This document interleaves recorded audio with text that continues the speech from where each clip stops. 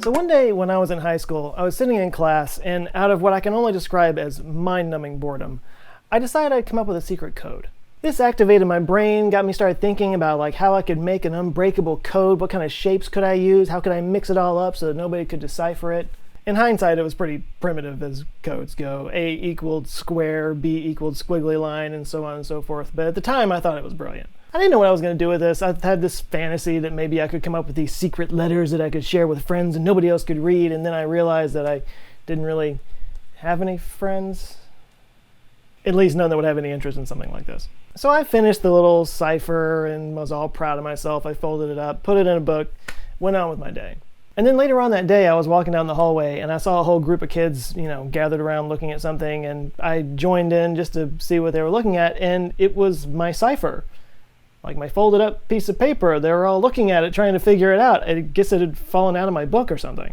And they were all trying to figure out what the thing was, what it meant, who did it, and I'm standing there and I was too embarrassed to say that it was me, so I just kind of went along with it. And it kind of became this little mystery in the school for a while. Everybody was thinking that they were going to be these secret notes floating around, or it was part of some elaborate scavenger hunt thing. And I was just bored in class.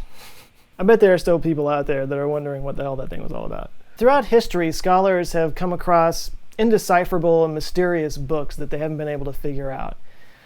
Were they just the work of some bored teenager too? Or something much bigger? These are the 5 most mysterious books of all time. Number 5, the Rohans Codex. In 1838, a Hungarian prince named Gustav Batthyány donated his old family library in the village of Rohans to the Hungarian Academy of Sciences. Amongst the piles of old books was one particularly old book that seemed to be written in a runic language that nobody can understand. They took special interest in this book because only recently they'd found another book called the Book of Soge, which seemed to suggest that there was a much grander history for the Hungarian people, and they wanted to see if this book could corroborate some of the stuff that came out of that other book. So the Rohans Codex went through intense study and debate, but the further people looked into it, the more inscrutable it seemed to be. It's written in a script that's indecipherable, with 792 distinctive characters. People have proposed that it's early Hungarian, Dacian, Romanian, Cuman, and even Hindi, but none of these theories has really panned out. And some of the characters resemble symbols that were engraved into cave walls once occupied by Scythian monks. And there are still debates as to whether or not the book gets read left to right or top to bottom or anything in between. And it's filled with drawings containing Christian, Muslim, and Hindi symbols along with pagan imagery.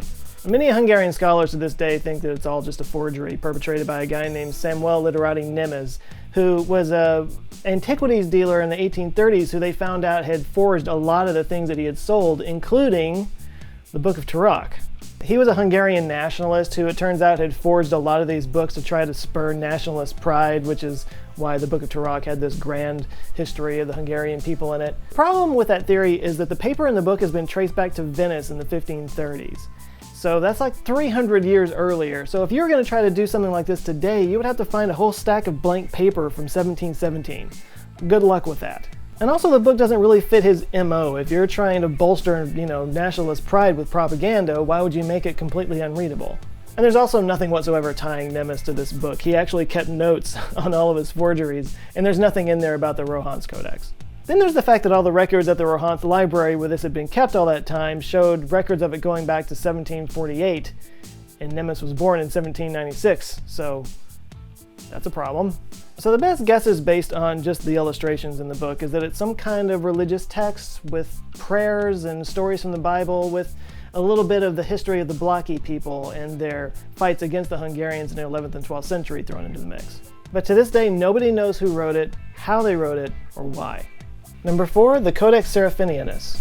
A book is a collection of thoughts and ideas from a person, and the reason why most of the books on this list are mysterious is because we don't know who wrote them. But the Codex Serraphoniness is different.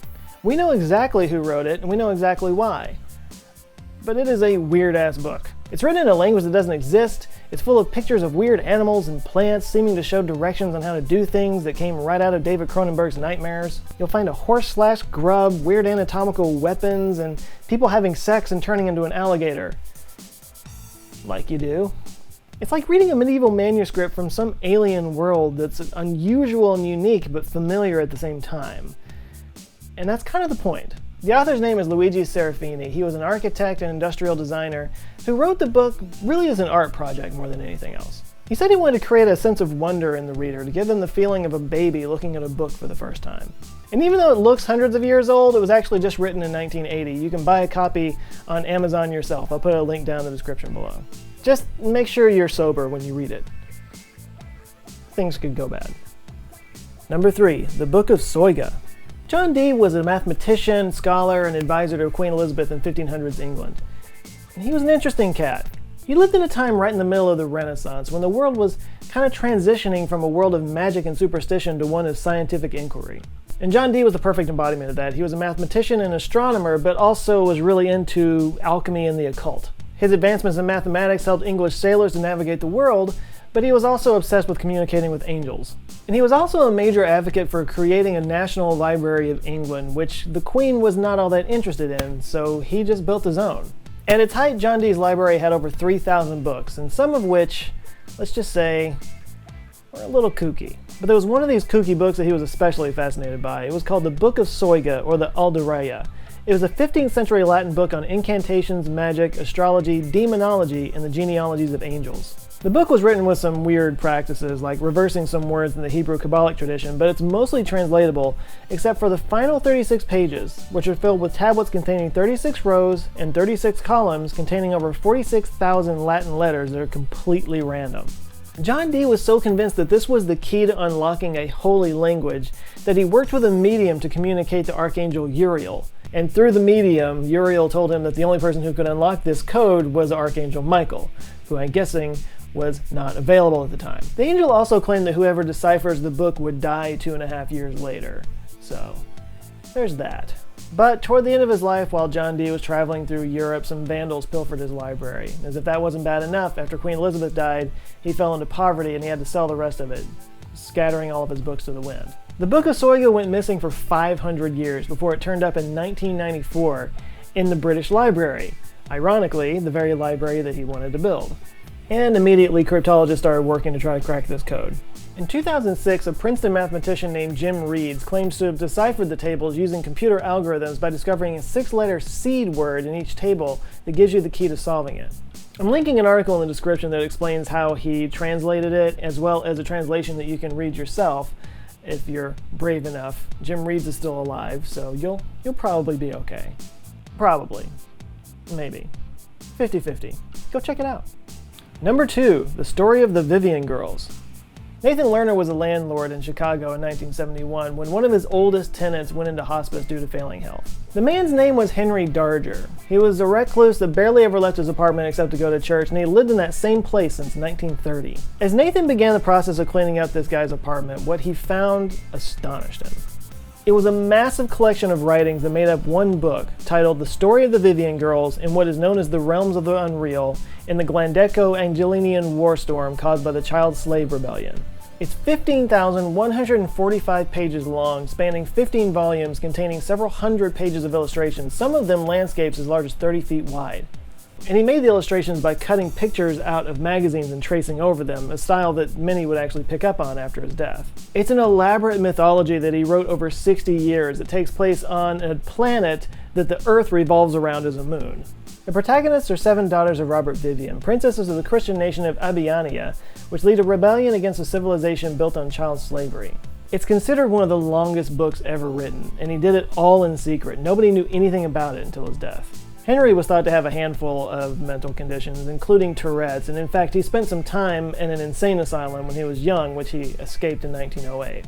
The entire book seems to have been spawned by his obsession with the murder of a 5-year-old girl in 1911. In fact, Darger wrote himself into the book as the protector of children. His work is now featured in museums all around the country, and there's actually a documentary about it called In the Realms of the Unreal that's on YouTube. I'll put a link down in the description.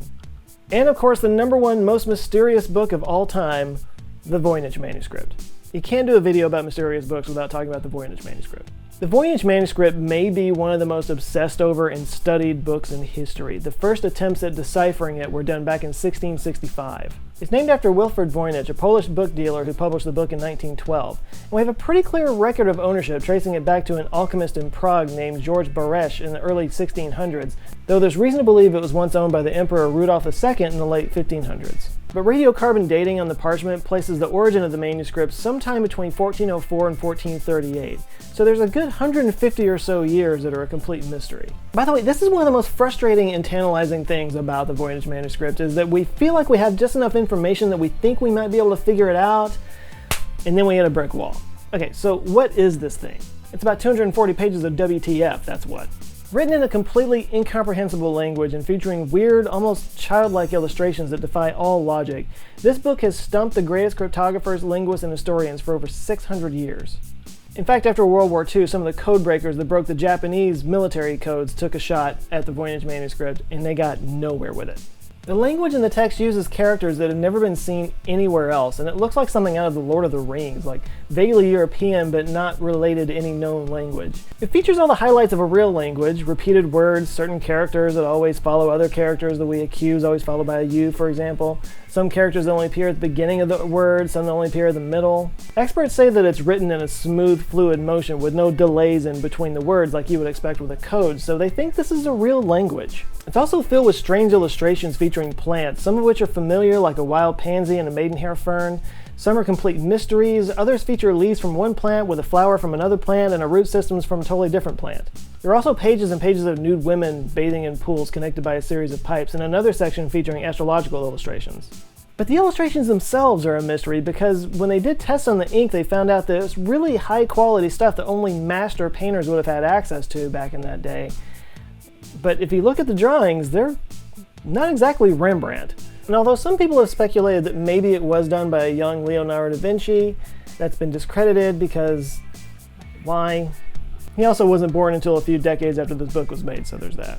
Right now the consensus seems to be that it's some kind of pharmacopoeia of medical herbs and treatments from back in the day, which makes sense. That would explain why there are bathing women on the pages, because bathing was considered a treatment for a lot of diseases back then. Also, medical treatments were often based on your zodiac sign, so a Taurus would get a different treatment from a Sagittarius, for example, which explains the astrological illustrations in there too. And just last month, a TV writer named Nicholas Gibbs claimed to have deciphered the book and saying that it's a gynecological handbook with shorthand in Latin. So it's not actually a language, it's shorthand is what he claimed. But his claims were debunked literally days later by medieval experts, so the hunt goes on. There's literally a mountain of research and articles and stuff to read about the Voynich Manuscript out there. I'm going to put links to all that stuff down in the description below, including a link to a scan of the book, so you can look at it yourself if you think you're smart enough to crack the code. My best guess is it was just something some bored medieval kid did at school.